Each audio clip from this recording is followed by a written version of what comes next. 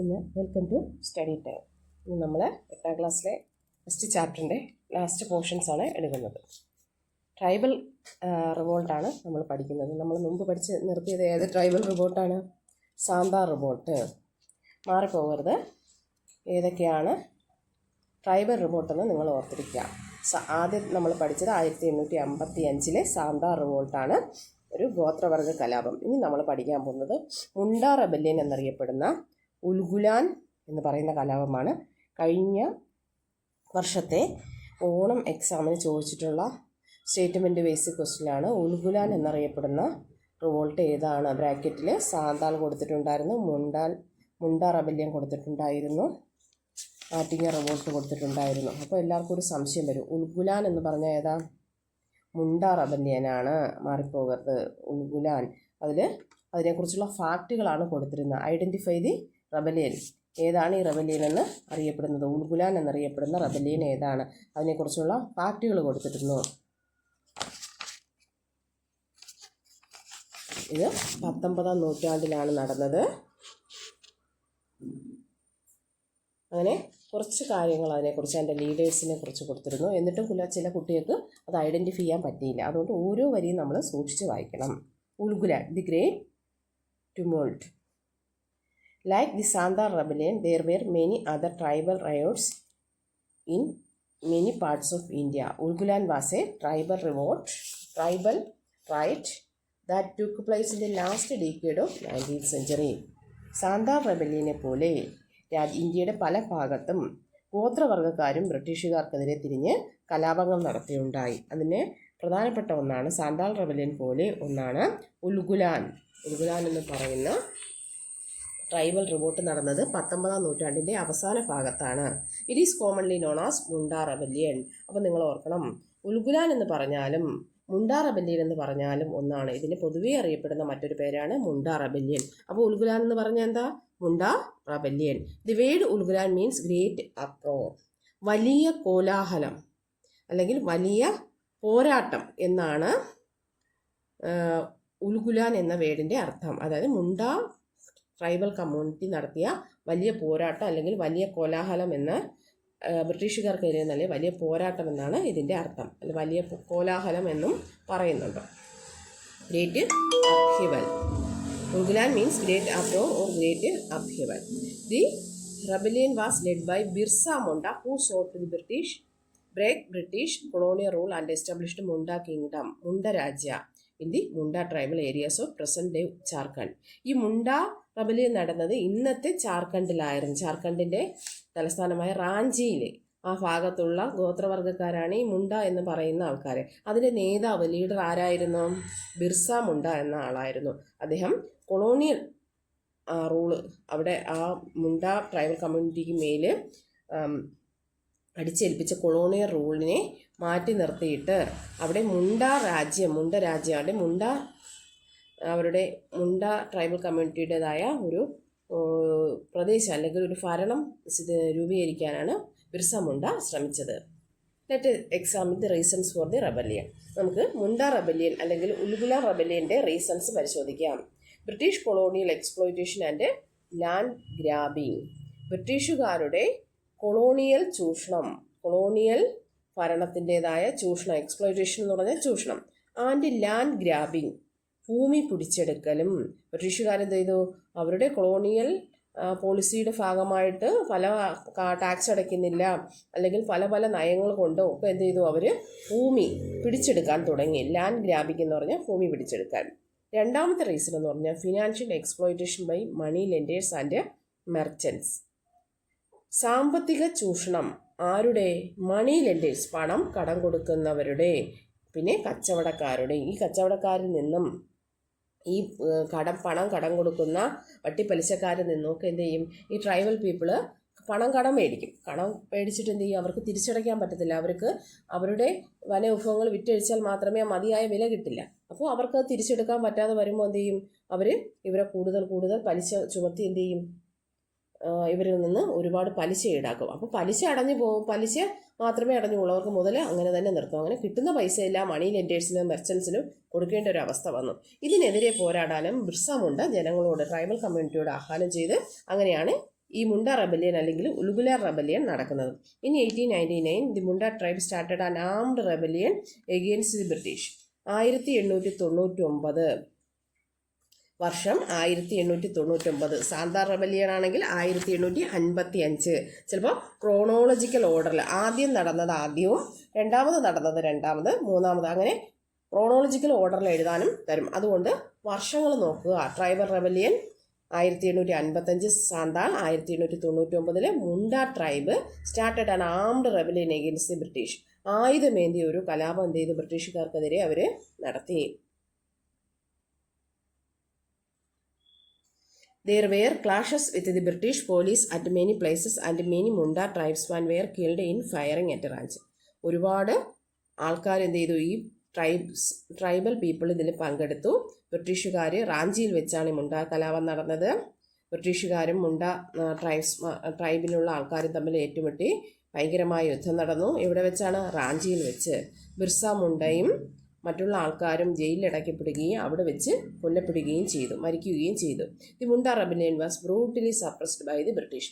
മറ്റെല്ലാ കലാപങ്ങളെ പോലെ തന്നെ ബ്രിട്ടീഷുകാരുടെ കയ്യിൽ തോക്കുകളും മറ്റ് ആയുധങ്ങളും ഉണ്ട്. അതുകൊണ്ട് തന്നെ അവരെന്ത് ചെയ്തു?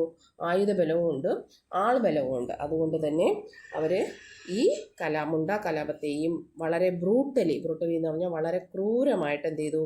സപ്രസ് ചെയ്തു. എന്തുകൊണ്ടാണ് ബ്രൂട്ടലി എന്ന് പറഞ്ഞത്? ഒരു ദയവുമില്ലാതെ അവരെന്ത് ചെയ്തു? ഈ കലാപത്തിലെ ആൾക്കാരെ കൊന്നൊടുക്കി. അതുകൊണ്ടാണ് ബ്രൂട്ടലി എന്ന വേർഡ് അവിടെ ഉപയോഗിച്ചിരിക്കുന്നത്. പിന്നെ ഇന്ത്യയുടെ പല ഭാഗത്തും നടന്ന ചില ട്രൈബൽ കലാപങ്ങളാണ് കുറിച്യ റെബല്യൻ. കുറിച്യ റെബല്യൻ എവിടെ നടന്നത്? നമ്മുടെ വയനാട്ടിൽ, കേരളത്തിലെ വയനാട്ടിൽ. പഹാരിയ റെബല്യൻ, അത് പഹാരിയ എന്ന് പറയുമ്പോൾ അറിയാം, പർവ്വത പ്രദേശങ്ങളിലാണ് നടന്നത്. കോൾ റെബല്യൻ, കോൾ കലാപം. ഫീൽ റെബല്യൻ, ഫീൽ കലാപം. And Khasi rebellion are some of the tribal rebellions that took place in different parts of India against the ബ്രിട്ടീഷുകാർക്കെതിരെ ഇന്ത്യയുടെ പല ഭാഗങ്ങളും നടന്ന ട്രൈബൽ റെബല്യൻ ആണ്. ഒന്ന് സാന്താർ റെബല്യൻ, മറ്റൊന്ന് ഉൽഗുലാൻ അല്ലെങ്കിൽ മുണ്ട റെബല്യൻ, മറ്റൊന്ന് Kurichya rebellion, Pahariya rebellion, Kol rebellion, Bhil rebellion and Khasi rebellion. അപ്പോൾ ചോദിക്കും, ഇത്രയും കുറച്ചൊരു 4-5 റെബല്യൻ തന്നിട്ട് ചോദിക്കും, ഇതിൽ ഓട് വണ്ണ ഏതാണ്? ഇതിൽ വേറിട്ട് നിൽക്കുന്നത് ഏതാണ്?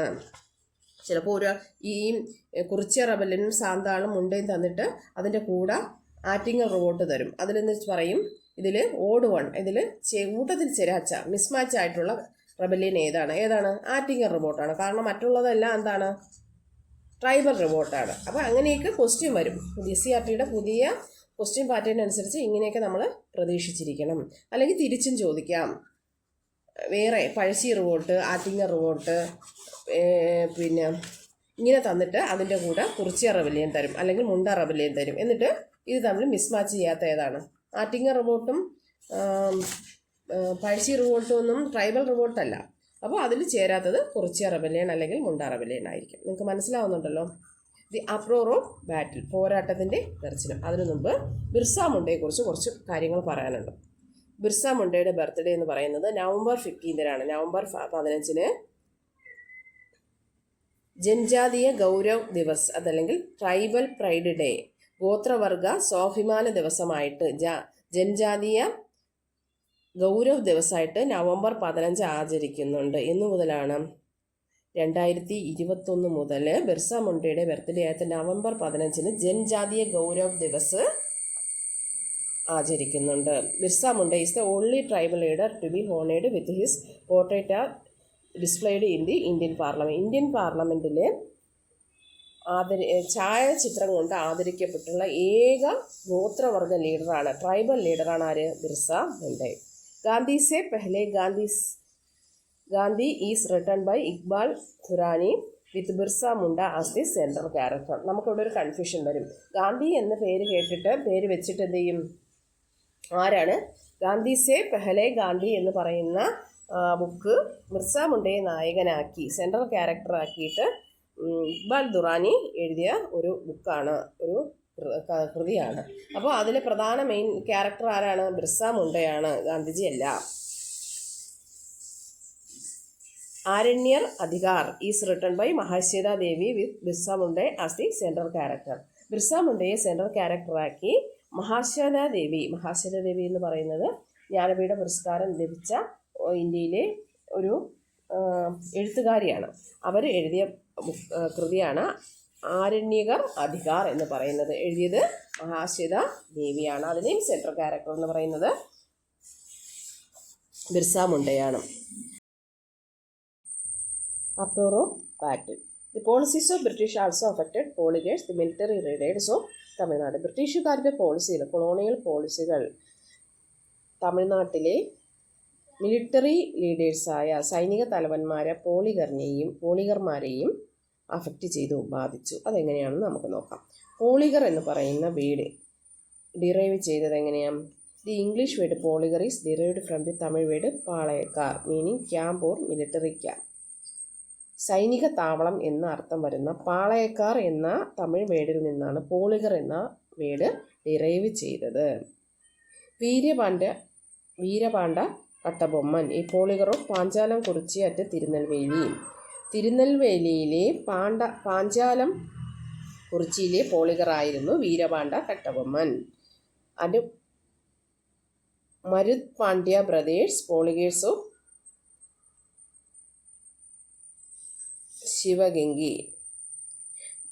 ശിവഗംഗയിലെ പോളിഗറായിരുന്ന മരുത് പാണ്ഡ്യ സഹോദരന്മാരും played an important role in the struggle against the ബ്രിട്ടീഷുകാർക്കെതിരെയുള്ള സ്ട്രഗിളിൽ പ്രധാന പങ്ക് വഹിച്ചു.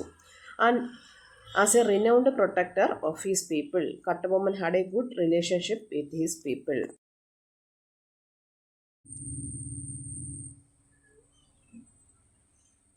അപ്പോൾ വീരപാണ്ഡ്യ കട്ടബൊമ്മനും മരുതുപാണ്ഡ്യ ബ്രദേഴ്സും ഒത്തുചേർന്ന് ബ്രിട്ടീഷുകാർക്കെതിരെ പൊരുതാൻ തുടങ്ങി.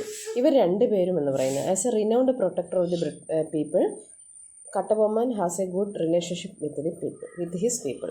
അവിടുത്തെ ജനങ്ങളുമായിട്ട് തിരുനെൽവേലിയിലെ പാഞ്ചാലം കുറിച്ചിയിലെ ജനങ്ങളുമായിട്ട് അവരുടെ രക്ഷാധികാരി അല്ലെങ്കിൽ അവരുടെ പ്രൊട്ടക്ടർ എന്ന നിലയിൽ കട്ടബൊമ്മന് നല്ലൊരു ബന്ധമാണ് ഉണ്ടായിരുന്നത്. The polygar was responsible for collecting taxes from the people. ജനങ്ങളിൽ നിന്ന് ടാക്സ് കളക്ട് ചെയ്യുന്നതും ആരായിരുന്നു? ഈ പോളിഗർ ആയിരുന്നു. കട്ടബൊമ്മനെയും മരുതുപാണ്ഡ്യ ബ്രദേഴ്സിനെ പോലുള്ള പോളിഗർ ആയിരുന്നു. The ruler of Panchalam Kurichi surrendered to the British but Kattabomman was not willing to do so. എന്നാൽ പാഞ്ചാലം കുറിച്ചി അവിടുത്തെ പോളിഗറാണ് ആര്? കട്ടബൊമ്മൻ, വീരപാണ്ഡ്യ കട്ടബൊമ്മൻ. അയാൾ എന്ത് ചെയ്തു? അവിടുത്തെ റൂളർ, ഭരണാധികാരി, പാഞ്ചാലം കുറിച്ചിയിലെ ഭരണാധികാരി ബ്രിട്ടീഷുകാർക്ക് സറണ്ടർ ചെയ്തു, കീഴടങ്ങി. എന്നാൽ അഭിമാനിയായ കട്ടബൊമ്മൻ എന്ത് ചെയ്തു? Kattabomman was not willing to do so. അദ്ദേഹം അവർക്ക് കീഴടങ്ങാൻ തയ്യാറായില്ല. The British further burdened the people by increasing the existing tax. ജനങ്ങൾക്ക് ഒരു ബർഡൻ പോലെ, ഒരു ശാപം പോലെ, അല്ലെങ്കിൽ വീണ്ടും വീണ്ടും അധിക നികുതി പോലെ, അധിക ബാധ്യത പോലെ എന്ത് ചെയ്തു? അവരുടെ മേൽ വീണ്ടും വീണ്ടും ടാക്സ് അടിച്ചേൽപ്പിക്കാൻ തുടങ്ങി. കാരണം അവർ ചോദിക്കാനും പറയാനും ആരുമില്ല. പാഞ്ചാലം കുറിച്ചിയിലെ റൂളർ കീഴടങ്ങി. The fact that Kattabomman questioned the tax collection by the British made him their enemy. എന്തിനാണ് ടാക്സ് ഇങ്ങനെ ജനങ്ങളുടെ മേൽ, അവരുടെ ശത്രുക്കളായ ബ്രിട്ടീഷുകാർ എന്തിനാണ് അവരുടെ മേൽ, ജനങ്ങളുടെ മേൽ ഇങ്ങനെ ടാക്സ് ചുമത്തുന്നതും അത് പിരിച്ചെടുക്കുന്നതും എന്നാണ് അതിനെ ക്വസ്റ്റ്യൻ ചെയ്തുകൊണ്ട് കട്ടബൊമ്മൻ രംഗത്തിറങ്ങി. Kattabomman and his Maruthupandya brothers who were polygars of Sivaganga fought against the British and died as heroes. കട്ടബൊമ്മനും മരുതുപാണ്ഡ്യയിലെ കട്ടബൊമ്മനും ശിവഗംഗയിലെ പോളിഗർമാരും മരുത് പാണ്ഡ്യ ബ്രദേഴ്സായ ശിവഗംഗയിലെ പോളിഗേഴ്സും കട്ടബൊമ്മനും ഒന്നിച്ചു ചേർന്ന് ബ്രിട്ടീഷുകാർക്കെതിരെ പൊരുതിയെങ്കിലും അവർ ധീരമായിട്ട് പൊരുതി മരിക്കുകയാണ് ഉണ്ടായത്. അവർക്ക് ബ്രിട്ടീഷുകാർക്ക് കീഴടങ്ങാൻ തയ്യാറില്ല. അവരുമായിട്ടുള്ള പോരാട്ടത്തിൽ മരിക്കുകയാണ് ഉണ്ടായത്. ഇത് പ്രത്യേകം ശ്രദ്ധിക്കുക. പോളിഗർ റിവോൾട്ട് അല്ലെങ്കിൽ അപ്രോർ ഓഫ് ബാറ്റിൽ, പോളിഗർ റിവോൾട്ട് എന്നായിരിക്കും ചോദിക്കുന്നത്. അപ്പോൾ വീരപാണ്ഡ്യ കട്ടബൊമ്മനും മരുത് പാണ്ഡ്യ ബ്രദേഴ്സോ ശിവഗംഗ ഇവർ രണ്ടുമാണ് ടാക്സ് കളക്ഷനുമായിട്ടുള്ള ബന്ധപ്പെട്ടാണ്. അത് റീസൺ ഓർത്തിരിക്കുക. അവർ രണ്ടും എവിടെയുള്ളവരാണെന്ന് ഓർത്തിരിക്കുക. അതിൽ കുറച്ച് കാര്യങ്ങളേ ഉള്ളൂ. നെക്സ്റ്റ് വെല്ലൂർ മൂട്ടണി എന്ന് പറയുന്നത് 1806 വെല്ലൂർ മൂട്ടണി നടന്നത്. ഇത് നടത്തിയത് ഇന്ത്യൻ സോൾജേഴ്സാണ്. The Vellore mutiny in Tamil Nadu was the first mutiny revolt against the British. അവിടെ ഒരു ക്വസ്റ്റ്യൻ ഉണ്ട്. Which was the first revolt led by the which was the first military revolt against the British. ബ്രിട്ടീഷുകാർക്കെതിരെയുള്ള ആദ്യത്തെ മിലിറ്ററി റിവോൾട്ട് ഏതാണെന്ന് ചോദിച്ചാൽ 1806 വെല്ലൂർ മ്യൂട്ടിനിയാണ്. വെല്ലൂർ എന്ന് പറയുന്നത് തമിഴ്നാട്ടിലെ ഒരു സ്ഥലമാണ്. അതിനുള്ള റീസൺ എന്ന് പറയുന്നത് the revolt was led by Indians in the British army. British ആർമിയിലെ ചില ഇന്ത്യക്കാരാണ്, ഇന്ത്യൻ സോൾജേഴ്സാണ് ഇത് നടത്തിയത്. Changes in the dress code of Indian soldiers by the English East India Company were the main cause of the mutiny. ഈ മ്യൂട്ടിനിയുടെ പ്രധാന കാരണം ഡ്രസ് കോഡാണ്. ബ്രിട്ടീഷുകാരെ പോലെ ഡ്രസ്സ് ധരിക്കാൻ അവരെ നിർബന്ധിച്ചു. പലതരം ആചാരങ്ങളും പലതരം വിശ്വാസങ്ങളും ഉള്ള ആൾക്കാരാണത് ഇന്ത്യയിലേത്. പല സംസ്കാരങ്ങളും നിലനിൽക്കുന്നതാണ്. അപ്പം ബ്രിട്ടീഷുകാർ ഏകീകരമായിട്ട് ഒരു ഡ്രസ് കോഡ് പറഞ്ഞപ്പോൾ അത് അവർക്ക് അംഗീകരിക്കാൻ പറ്റില്ല. അത് അവരുടെ വിശ്വാസങ്ങളെയും മറ്റുമൊക്കെ ഹനിക്കുന്നതായിരുന്നു. The 1806 mutiny was suppressed by the British, but the Vellore mutiny inspired the subsequent anti-British uprising. 1806 Vellore mutiny നിസ്സാരമായിട്ട് തന്നെ ബ്രിട്ടീഷുകാർ അടിച്ചമർത്തി. എന്നാൽ ഈ വെല്ലൂർ മ്യൂട്ടണി 1806 തമിഴ്നാട്ടിൽ നടന്ന വെല്ലൂർ മ്യൂട്ടണി മറ്റുള്ള ബ്രിട്ടീഷുകാർക്കെതിരെ പോരാടാൻ മറ്റുള്ള ആൾക്കാരെ എന്ത് ചെയ്തു? മോട്ടിവേറ്റ് ചെയ്തു. Next ആർട്ടിങ്ങർ revolt. ആർട്ടിങ്ങർ റിവോൾട്ടിന് പ്രത്യേകതയുണ്ട്. The first organised rebellion against the British in India. ഇന്ത്യയിലെ ആദ്യത്തെ സംഘടിത, ഓർഗനൈസ്ഡ് എന്ന് പറഞ്ഞാൽ സംഘടിത റിവോൾട്ടാണ് 1721 ആർട്ടിങ്ങർ റിവോൾട്ട്. ഇത് വളരെ പ്രധാനപ്പെട്ട ഒരു ഫാക്റ്റാണ്. അത് നിങ്ങൾ അങ്ങനെ തന്നെ പഠിക്കുക.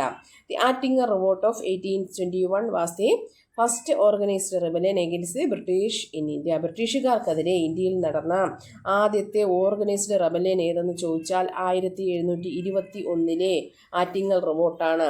ഫസ്റ്റ് റിബല്യൻ എന്ന് ചോദിച്ചാൽ അത് അഞ്ചുതെങ്ങ് റിവോൾട്ടാണ്. എന്നാൽ ഫസ്റ്റ് ഓർഗനൈസ്ഡ്, ആ ഓർഗനൈസ്ഡ് എന്നുള്ള വാക്ക് വരുമ്പോൾ നമ്മൾ ഏത് ഓർക്കണം? ആറ്റിങ്ങൽ റിവോൾട്ട്, വർഷം 1721.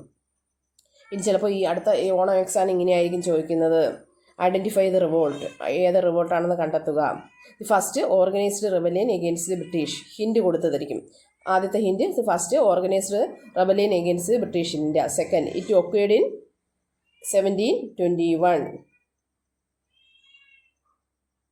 1721 നടന്നത് ആദ്യത്തെ ഫസ്റ്റ് ഓർഗനൈസ്ഡ് റിവോൾട്ട്. നമുക്ക് ആ വർഷം മാത്രം കിട്ടിയാൽ മതി. നമ്മൾ എഴുതും ഏതാണ്?